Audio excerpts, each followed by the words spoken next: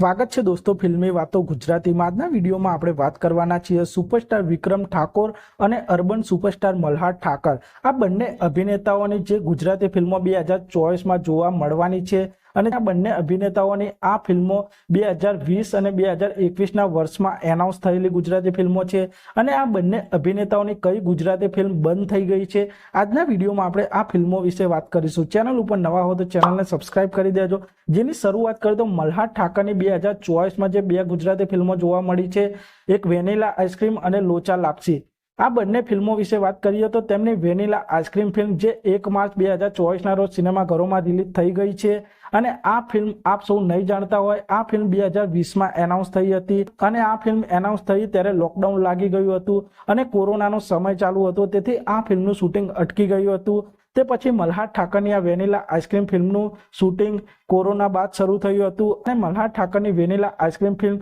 જે 2020માં એનાઉન્સ થઈ હતી તે હવે 2024માં રિલીઝ થઈ। તે પછી મલ્હાર ઠાકરની બીજી ગુજરાતી ફિલ્મ લોચા લાપસી ફિલ્મ આપ સૌ જાણતા જ હશો। લોચા લાપસી ફિલ્મ 20 સપ્ટેમ્બર 2024ના રોજ સિનેમાઘરોમાં રિલીઝ થવાની છે અને મલ્હાર ઠાકરની આ ફિલ્મનું એનાઉન્સમેન્ટ પણ 2021માં થયું હતું અને 2021ના અંતમાં આ ફિલ્મનું શૂટિંગ પૂરું થઈ ગયું હતું, પણ અમુક કારણોસર મલ્હાર ઠાકરની આ લોચા લાપસી ફિલ્મ અટકી રહી હતી અને હવે મલ્હાર ઠાકરની આ 2021માં એનાઉન્સ થયેલી ગુજરાતી ફિલ્મ 2024માં રિલીઝ થવા જઈ રહી છે અને મલ્હાર ઠાકરની 2020માં એક ગુજરાતી ફિલ્મ કેસરિયા ફિલ્મ પણ આવવાની હતી। આ ફિલ્મનું એક ઓફિશિયલ પોસ્ટર પણ રિલીઝ થઈ ગયું હતું, પણ મલ્હાર ઠાકરની આ કેસરિયા ફિલ્મ પણ બંધ થઈ ગઈ છે। તે પછી આગળ વાત કરીએ તો આપણા સુપરસ્ટાર વિક્રમ ઠાકોર 2024માં સુપરસ્ટાર વિક્રમ ઠાકોરની હાલ ભેરું ગામડે ફિલ્મ આવવાની છે અને આ ફિલ્મનું શૂટિંગ ચાલી રહ્યું છે અને સુપરસ્ટાર વિક્રમ ઠાકોરની આ ફિલ્મ દિવાળી 2024ના રોજ સિનેમાઘરોમાં રિલીઝ થવાની છે। પણ આપ સૌ જાણો છો સુપરસ્ટાર વિક્રમ ઠાકોરની હાલ ભેરું ગામડે ફિલ્મનું પણ એનાઉન્સમેન્ટ 2020માં કરવામાં આવ્યું હતું। 2020માં આ ફિલ્મનું મુહૂર્ત પણ થવાનું હતું, પણ લોકડાઉન અને કોરોનાને લીધે આ ફિલ્મનું શૂટિંગ તે સમયે અટકી ગયું હતું અને હવે સુપરસ્ટાર વિક્રમ ઠાકોરની હાલ ભેરું ગામડે આ ફિલ્મનું શૂટિંગ 2024માં શરૂ થયું છે અને તેમની આ ફિલ્મ ઘણા લાંબા સમય બાદ 2024માં સિનેમાઘરોમાં જોવા મળવાની છે।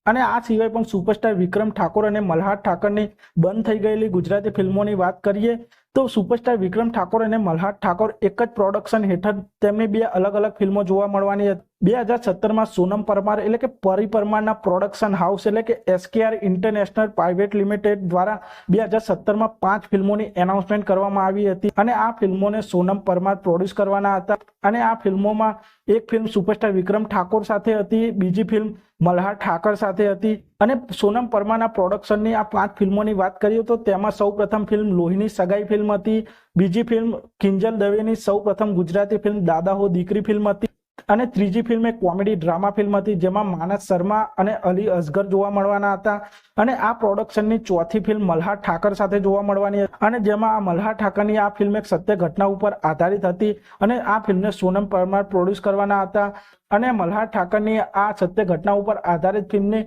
તે બાદ એનાઉન્સમેન્ટ થયા બાદ કોઈ પણ અપડેટ સામે આવી નથી, તેથી મલ્હાર ઠાકરની આ ફિલ્મ પણ બંધ થઈ ગઈ છે। તે પછી આ 5 ફિલ્મોમાં તેમની 5મી ફિલ્મ સુપરસ્ટાર વિક્રમ ઠાકોર સાથે હતી જેને સોનમ પરમાર પ્રોડ્યુસ કરવાના હતા અને સુપરસ્ટાર વિક્રમ ઠાકોરની આ પ્રોડક્શન નંબર 5 ફિલ્મમાં સુપરસ્ટાર વિક્રમ ઠાકોર અને મમતા સોનીની જોડી જોવા મળવાની હતી અને આ ફિલ્મમાં સોનમ પરમાર પર એક મહત્વના રોલમાં જોવા મળવાના હતા, પણ સોનમ પરમારના પ્રોડક્શન હાઉસમાં એનાઉન્સ થયેલી સુપરસ્ટાર વિક્રમ ઠાકોર અને મમતા સોનીની આ ફિલ્મ હજુ સુધી કોઈ પણ અપડેટ સામે આવી નથી અને આ એનાઉન્સમેન્ટને ઘણો ખૂબ જ લાંબો સમય થઈ ગયો છે, તેથી સુપરસ્ટાર વિક્રમ ઠાકોર અને મમતા સોની અને સોનમ પરમારની આ ફિલ્મ પણ ખાલી એનાઉન્સ થઈ હતી, તે બાદ આ ફિલ્મની કોઈ પણ અપડેટ સામે આવી નથી, તેથી વિક્રમ ઠાકોરની આ ફિલ્મ પણ બંધ થઈ ગઈ છે। આમ સુપરસ્ટાર વિક્રમ ઠાકોર અને સુપરસ્ટાર મલ્હાર ઠાકરની આ ગુજરાતી ફિલ્મો અમુક ફિલ્મો લેટ રિલીઝ થઈ છે અને અમુક ફિલ્મો બંધ પણ થઈ ગઈ છે અને આપ સૌ આવા જ પ્રકારના ગુજરાતી ફિલ્મોને લગતા વિડીયો જોવા માંગતા હો તો ચેનલને સબસ્ક્રાઇબ કરી દેજો, વિડીયોને